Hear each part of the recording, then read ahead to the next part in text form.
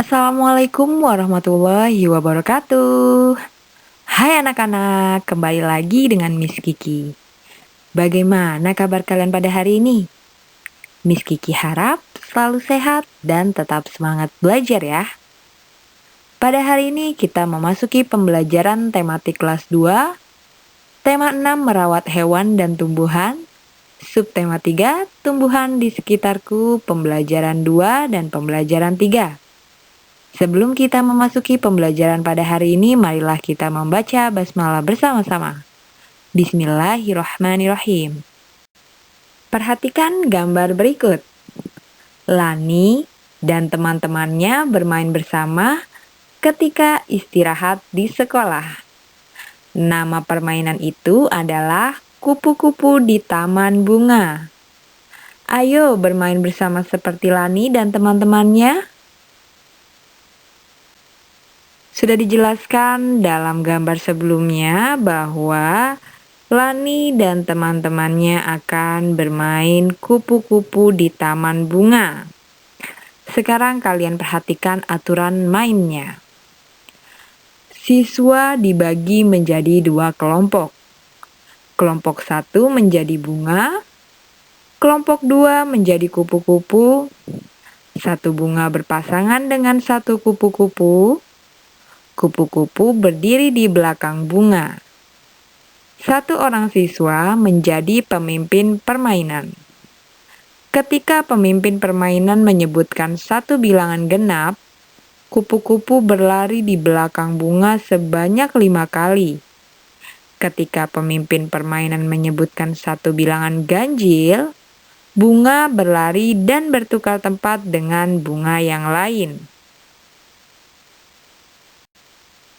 Dalam aturan mainan sebelumnya, terdapat kata bilangan ganjil dan bilangan genap. Bilangan ganjil di sini artinya yaitu suatu bilangan yang jika dibagi 2 maka bersisa 1. Bilangan yang termasuk bilangan ganjil adalah semua bilangan yang angka satuannya 1, 3, 5, 7, atau 9.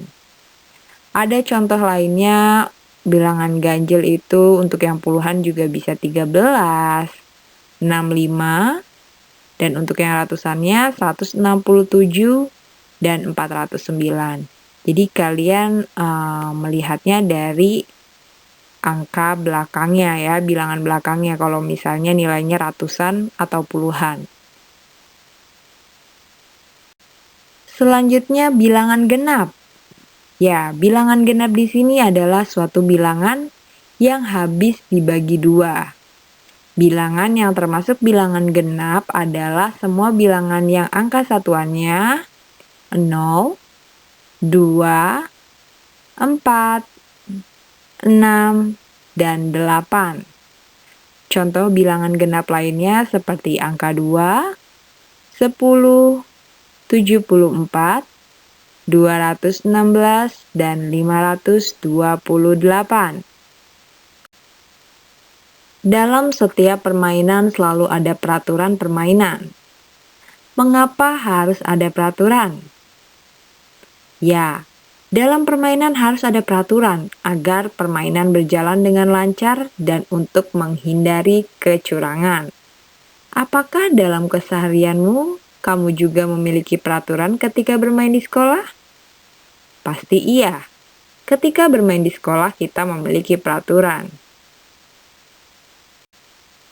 Beberapa contoh peraturan ketika jam istirahat di sekolah. Yang pertama, siswa tidak boleh berada di dalam kelas saat jam istirahat. Kedua, siswa tidak boleh bermain di dalam kelas saat jam istirahat. Ketiga, siswa tidak boleh bermain di luar area lingkungan sekolah. Keempat, setelah bel tanda masuk berbunyi, siswa harus segera masuk ke ruang kelas. Ya, ini hanya beberapa contoh peraturan ketika jam istirahat di sekolah. Kalian mungkin punya pendapat lain, bisa kalian sebutkan atau kalian pelajari masing-masing. Bacalah teks berikut. Tandailah setiap kata, kalimat, dan ejaan yang tidak tepat pada teks. Lani, Udin, dan Beni gemar berolahraga. Peraturan sekolah mewajibkan semua siswa menggunakan sepatu dan baju olahraga ketika pelajaran olahraga. Suatu hari, Beni lupa memakai sepatu olahraga. Ia jatuh terpeleset ketika bermain bola. Beni sangat menyesal karena tidak mengikuti peraturan sekolah. Ya, pasti kalian lihat ya, ada perbedaannya di teks bacaan ini. Tidak ada tanda baca yang seharusnya ditulis dalam teks tersebut. Ya, seperti apa coba? Ya, harusnya ada huruf besar untuk awal kalimat, lalu nama orang ya. Dan juga setiap di akhir kalimat digunakan tanda titik. Di situ tidak ada. Oke, sekarang tugas kalian memperbaikinya ya. Apakah menurutmu peraturan di sekolah itu penting? Ya, peraturan sekolah itu penting. Karena peraturan sekolah dibuat agar kegiatan belajar mengajar berjalan dengan lancar. Untuk melatih siswa hidup berdisiplin dan agar lingkungan sekolah menjadi lingkungan yang tertib, aman, dan nyaman.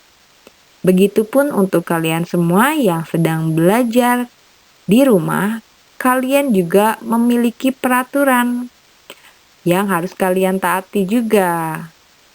Salah satunya disiplin. Disiplin dalam mengerjakan tugas-tugas yang diberikan oleh guru dengan tepat waktu.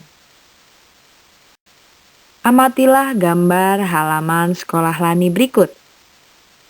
Kegiatan apakah yang dilakukan oleh Lani bersama Beni dan Udin? Ya, kira-kira sedang apa? Baik, dapat kita perhatikan di sini, Leni bersama Beni dan Udin sedang membaca buku di bawah pohon. Menurutmu, apakah tanaman yang ditanam di lingkungan sekolah memiliki arti yang penting? Jelas iya. Mengapa? Karena tanaman itu membuat lingkungan sekolah menjadi lebih sejuk, asri, dan udara terasa segar. Baik, sekarang kalian sudah lihat di sini banyak coretan-coretan. Ini adalah teks bacaan halaman sekolah Lani pada halaman 126. Di situ diminta melingkari huruf kapital yang digunakan dalam kalimat. Lalu lingkari tanda titik yang digunakan untuk mengakhiri kalimat dalam bacaan. Ya, sekarang kita menganalisis lagi nih, kira-kira mana yang termasuk huruf kapital dan mana tanda baca titik.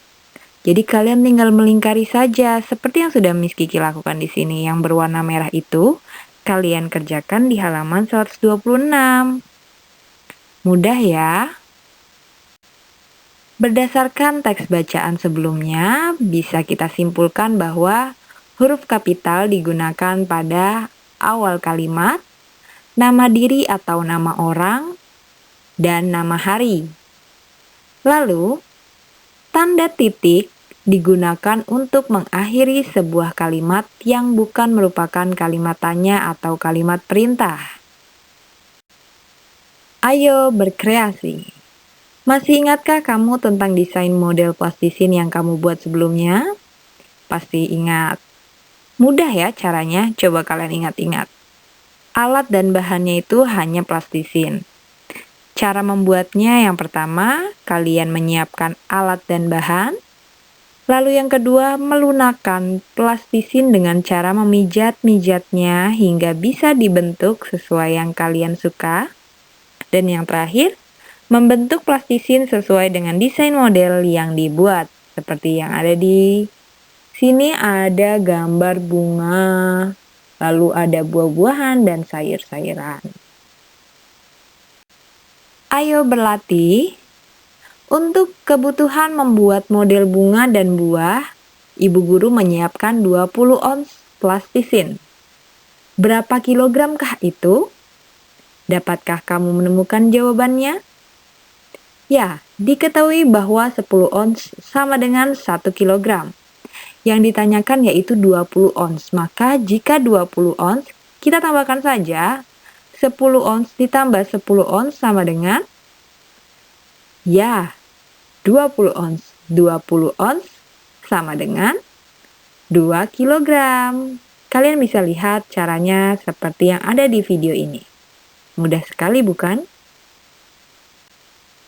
Selesaikanlah soal cerita berikut pada halaman 131. Miss Kiki akan contohkan untuk nomor 1 terlebih dahulu. Ibu membeli wortel 20 ons dan kentang 30 ons. Yang ditanyakan adalah berapa ons total belanjaan ibu? Ya, berarti ini dijumlah kalau untuk menanyakan total. Dan yang kedua, berapa kilogram total belanjaan ibu? Jadi yang atas kita jumlahkan, hasilnya kita ubah ke dalam kilogram. Ya, ini adalah bentuk penyelesaiannya. Diketahui 10 ons sama dengan 1 kilogram. Berat wortel 20 ons, berat kentang 30 ons. Yang ditanyakan adalah berat total belanja ons dan kilogram. Ya, berat total belanjaan ons dan kilogram. Kalian bisa lihat berat total belanjaan berat wortel dan kentang dijumlah, berarti 20 ons ditambah 30 ons sama dengan berapa? Ya, 50 ons. Sekarang kita jabarkan di sini, kalian bisa lihat itu yang ada tanda-tanda panahnya. 50 ons sama dengan 10 ons ditambah 10 ons ditambah 10 ons ditambah 10 ons ditambah 10 ons, ya, 5 kali ya. Maka jika diubah ke kilogram, 10 ons sama saja 1 kilogram. Ya, di bawahnya itu tinggal kita pindahkan 1 kilo ditambah 1 kilo ditambah 1 kilo tambah 1 kilo ditambah 1 kilo sampai 5 kali. Maka 1 tambah 1 tambah 1 tambah 1 tambah 1 sama dengan 5 kilo. Jadi, berat total belanjaan ibu adalah 50 ons sama dengan 5 kilo. Paham? Ya, Miss Kiki harap kalian paham ya. Ini sama seperti pembelajaran kemarin, hanya untuk jumlahnya ini agak lebih besar puluhan ya. Kalian bisa mengerjakan untuk nomor 2 dan 3 di halaman 131. Selamat mengerjakan. Good luck. Demikian pembelajaran pada hari ini. Marilah kita membaca hamdalah bersama-sama. Alhamdulillahirrabbilalamin. Semoga video ini dapat bermanfaat untuk kalian semua yang sedang belajar di rumah. Jaga kesehatan, tetap semangat belajar, dan jangan lupa sholat 5 waktunya. Miss Kiki mohon maaf jika ada kesalahan dalam membuat media pembelajaran pada hari ini. Wassalamualaikum warahmatullahi wabarakatuh. Sampai jumpa di pembelajaran selanjutnya ya. Goodbye.